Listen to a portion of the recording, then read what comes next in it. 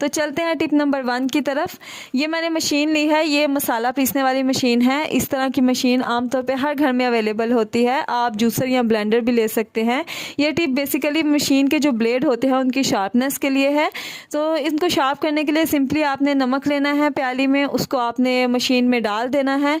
उसके बाद आपने इसका ढक्कन जो है वो उसको बंद कर देना है और उसके बाद आपने मशीन को चला देना है। तो नमक को ग्राइंड करने से ये होगा कि आपकी जो मशीन के ब्लेड्स हैं वो शार्प हो जाएंगे। ये मशीन्स जो होती हैं, स्पेशली जूसर हो, ब्लेंडर हो या मसाला पीसने वाली मशीन, ये आमतौर पे इनका रोज़मर्रा का जो है वो इस्तेमाल होता है और उससे इनके जो ब्लेड्स होते हैं वो शार्प नहीं रहते। तो इस टिप से आप घर बैठे ही इनके ब्लेड्स को शार्प कर सकते हैं और अपनी मशीन को दोबारा से जो है वो रीन्यू कर सकते हैं।